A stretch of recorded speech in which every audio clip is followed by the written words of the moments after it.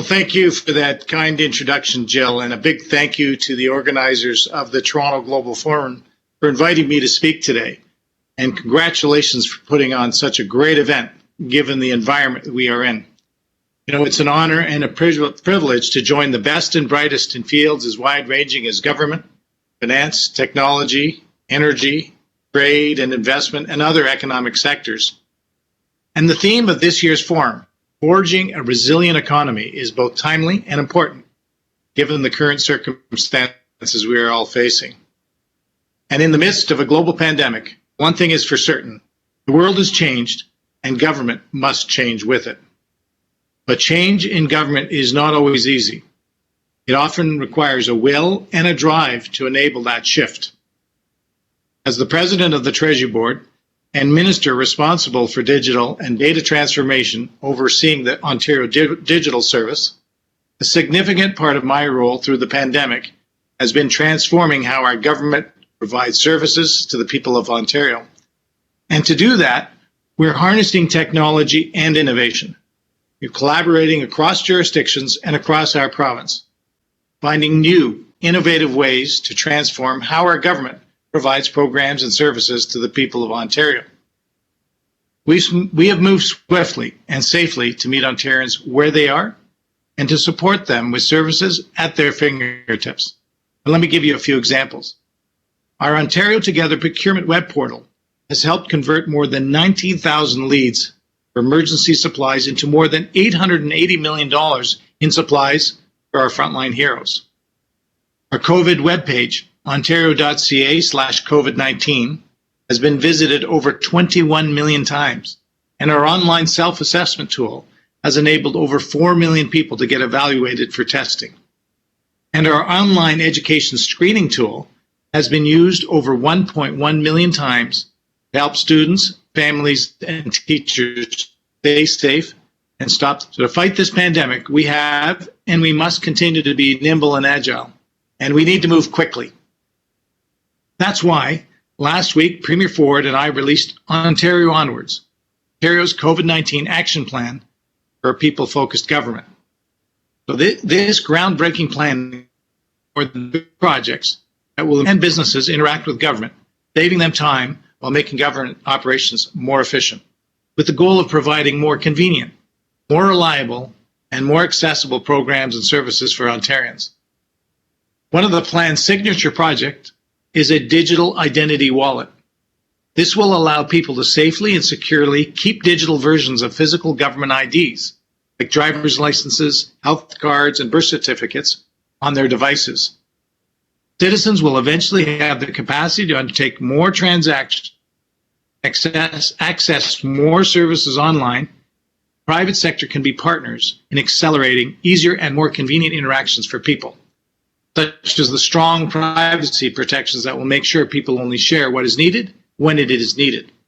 The digital identity will make life easier and more convenient while protecting people's identities and helping combat fraud. A senior could check into a doctor's appointment remotely from the parking lot or lobby, avoiding lineups and filling out paperwork. A small business owner can cut through red tape by registering for licenses, permits, and open accounts online. And here's another example. Each year in Ontario, approximately 50,000 farm vehicles renewals are processed and can't currently be completed online. With a digital identity, an Ontario farmer could choose to renew their vehicles online instead of visiting a Service Ontario location in person. So digital identity will improve the bottom line of Ontario businesses. And a study by McKinsey revealed that digital identity platforms could generate up to $17 billion of economic value in Ontario alone. And on a national scale, it's estimated by the Digital Identification Authentication Council of Canada that a 1% increase in administrative efficiency through digital identity could provide $4.5 billion in collective savings to small and medium-sized enterprises. Jurisdictions across the world, like Estonia, Denmark, and the Australian state of New South Wales, have successfully moved many services online. We've studied these models closely to learn from their successes and position Ontario as a global leader. In the coming weeks, I will have more to say about our next steps on this initiative. Beyond making government services more digitally accessible, we're focusing on reducing red tape and simplifying policies, improving government purchasing, and fostering a more responsive and flexible public service truly responsive to the people's needs. This will play an important role in accelerating economic growth. As part of our plan, our Minister of Economic Development, Job Creation and Trade is launching Invest Ontario, an agency that will include greater business development and deal structuring expertise and build on the many benefits of investing in Ontario, such as a skilled workforce, diverse talent pool, and exceptional quality of life.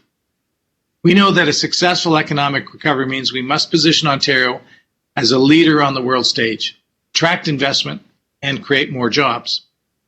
And through the efforts of our Minister of Economic Development, Job Creation and Trade, and our Associate Minister of Small Business and Red Tape Reduction, we're leading unprecedented initiatives to reduce red tape, modernize regulations, and make Ontario more competitive. But we know we can't do it alone. We need to work across borders and with the private sector to respond to the pandemic. Whether it's leading private sector companies or our tech-savvy young Ontarians, we know that everyone can contribute to our fight against COVID-19 in a meaningful way. And a good example of this collaboration, both across jurisdictions and with the private sector, is our COVID Alert app, developed in partnership between the Ontario Digital Service, Shopify, and the federal government. It gives Ontarians a defense against COVID-19 that sits in their pocket. It's free, easy to use, and private. The app notifies you if you've been in contact with someone that tested positive for COVID-19. With provinces across the country announcing that they're joining, millions of Canadians are launching the app. It's quickly becoming a Made in Ontario success story. And if you haven't already, I encourage Canadians to download the app if you haven't yet. I've got it on my phone right here. And I encourage you to do the same. Provincial leaders across the country have really stepped up. The private sector is doing the same. Some of the most influential brands in Canada are encouraging their employees, customers, and networks to download the COVID Alert 19 app. In downloading and promoting the app, you'll join a long list of private sector partners that includes Canada's largest banks, insurance companies, and pension funds, Canada's 3 largest media outlets, Forestar, the Globe Mail, and Postmedia, energy companies and organizations like Bruce Power, Enbridge, Ontario Power Generation, and the Ontario Energy Board, the Canadian Armed Forces, the Ontario Chamber of Commerce, the federal government, the municipalities of Toronto and Ottawa, and of course, influential sports and entertainment brands like Maple Leaf Sports and Entertainment.